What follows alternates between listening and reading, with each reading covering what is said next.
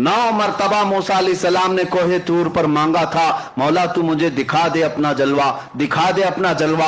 हर दुआ महफूज की गई। अब महबूब जब आए तो आपको भेजा गया, मूसा अलैहिस्सलाम से कहा गया 5 कम करवाना, भेजना, फिर आएंगे देखकर ताजा ताजा जमाल लेकर, फिर देखना, फिर 5 कम कराना, फिर ताजा ताजा जमाल देख कर आएंगे, फिर नजारा कर लेना।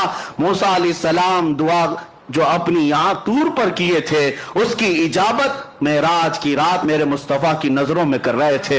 ये तकाजे थे। उसके बाद नबी पाक सल्लल्लाहु ताला अलैहि वसल्लम जब वापस तशरीफ लाए, वापस अब इस सफर में जन्नत और दोज़ख का भी मुलाहिजा किया, अर्श व कुर्सी, लौह व कलम और सारे अल्लाह तबारक व ताला की खुदाई को देखकर वापस तशरीफ लाए। हुजूर फरमाते हैं मैं जब आया तो उसके बाद नबी पाक सल्लल्लाहु अलैहि वसल्लम फरमाते मैं मस्जिद हरम के उसी इहाते में था जहां से मुझे ले जाया गया था, और जब मैं आंख खोल कर देखता हूं तो मेरे दरवाजे की जंजीर अभी हिल रही थी जिसको खोल कर गए थे। हुजूर पाक सल्लल्लाहु ताला अलैहि वसल्लम जिस बिस्तर पर आराम कर रहे थे वो बिस्तर अभी गर्म ही था। यानी कितनी देर गर्म रह सकता है सोए हुए आदमी का बिस्तर। ता अर्श गए फिर आए मोहम्मद, जंजीर भी हिलती रही, बिस्तर भी रहा गर्म। उसके बाद नबी पाक सल्लल्लाहु ताला अलैहि वसल्लम सुबह जब तशरीफ लाते हैं सहाबा के दरमियान, अब इम्तिहान का वक्त शुरू है। उस वक्त से जो इम्तिहान शुरू है उम्मत का वो आज तक चल रहा है और क़यामत तक चलेगा। मेराज का सफर हर जमाने का इम्तिहान है, हर जमाने का। अब देखना आज मैं बयान करूंगा, कल कितने अबू जहल निकलेंगे पता नहीं, और कितने सिद्दीक़ अकबर के चहेते निकलेंगे वो भी मालूम। वहां इम्तिहान था। अब हुजूर सल्लल्लाहु अलैहि वसल्लम अपने मेराज का सफर बयान करने लगे। सहाबा भी थे, मक्का के मुशरिकीन भी थे, कुफार भी थे। सबके सामने जब हुजूर ने बयान किया, मैं मस्जिद हरम से बैतुल मुक़द्दस गया। बैतुल मुक़द्दस तो सबको पता है, आसमानों का सफर उस वक्त कोई नहीं किया था, लेकिन बैतुल मुक़द्दस तो गए। लेकिन बज़ाहिर नबी पाक सल्लल्लाहु अलैहि वसल्लम ने अपनी जिंदगी में यानी पैदल सफर करके कभी हुजूर बैतुल मुक़द्दस एक बार भी नहीं गए, सिर्फ मेराज की रात गए। उससे पहले भी नहीं, उसके बाद भी कभी गए नहीं। हुजूर सल्लल्लाहु ताला अलैहि वसल्लम एक ही बार मेराज के सफर में बैतुल मुक़द्दस गए। जब सबको सुनाया और उसके बाद नबियों की इमामत का वाक़या, फिर आसमानों का सफर, फिर उसके बाद सिदरतुल मुंतहा, फिर अर्श व कुर्सी, फिर मकाम रब्बे जुल जलाल, विसाल की लज्जतें सुनाए। अब जिसको मानना था उन्होंने मान लिया, जिसको कुछ पूछना था उन्होंने पूछ लिया, और जिसको इनकार करना था वो ठट्टा मारकर भागने लगे। उसी महफिल से सबसे पहले चीख मार करके जो भागा था वो अबू जहल था। उसने कहा कि ये सब मन घड़त किस्से हैं। उसने बुरे बुरे अल्फाज कहे कि बहक गए, दिमाग में फला आ गया, फला आ गया, और निकल करके उसने सोचा कि अब ये वाकया बहुत अच्छा है डैमेज करने के लिए।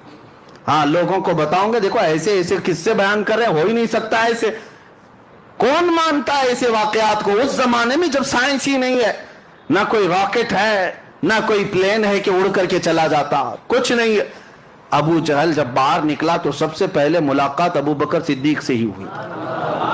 हजरत अबू बकर सिद्दीक महफिल में नहीं थे जब हुजूर मेराज का वाकया बयान कर रहे थे, नहीं थे, बाहर थे, आ रहे थे कहीं से। अबू जहल पकड़ लिया और कहा अबू बकर एक बहुत अच्छी खबर है। कहा क्या है? कहा मक्का में एक शख्स आया है और वो कह रहा है रात के वक्त वो मस्जिद हरम से उठा और मस्जिद अक्सा चला गया एक ही रात में। क्या ऐसा मुमकिन है? हजरत अबू बकर ने कहा ऐसा कैसे हो सकता है? ऐसा इतना लंबा सफर 1400 किलोमीटर का एक रात में कौन कैसे कर सकता है? वो भी उस वक्त ज्यादा से ज्यादा तेज रफ्तार ऊंट की सवारी थी, उसके अलावा कोई सवारी नहीं। ऐसा कैसे हो सकता है?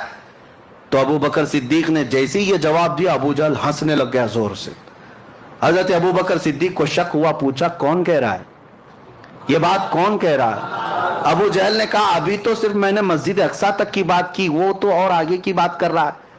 तो हजरत अबू बकर सिद्दीक ने कहा कि और कौन कह रहा है? अबू जहल ने कहा तुम्हारा सबसे करीबी दोस्त मोहम्मद सल्लल्लाहु अलैहि वसल्लम। हजरत अबू बकर सिद्दीक कहते सुन अबू जहल, तू तो बैतुल मुक़द्दस तक के सफर की बात कर रहा है, अगर मेरे महबूब सातों आसमानों की बात करें तब भी मैं मान लूंगा। ابھی اس نے کہا نہیں تھا کہ ساتوں آسمانوں کے سفر کی بھی بات ہے. خود سے صدیق اکبر نے کہا اگر میرے آقا ساتوں آسمانوں کی بھی بات کریں تب بھی میں حقیقت کو تسلیم کروں گا, اس لیے کہ میرا محبوب وہ ہے جس کو ساری دنیا امین و صادق کہتی ہے.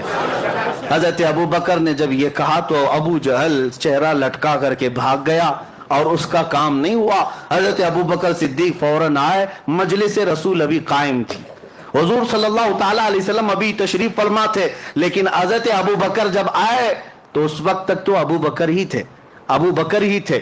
جبرائیل امین حضرت ابو بکر سے پہلے آئے مجلس میں اور کہا اے اللہ کے رسول, آپ کا یار غار, آپ کا قریبی دوست ابو بکر آ رہا ہے اور اللہ فرماتا ہے آج سے آپ کے ابو بکر کا لقب صدیق ہے.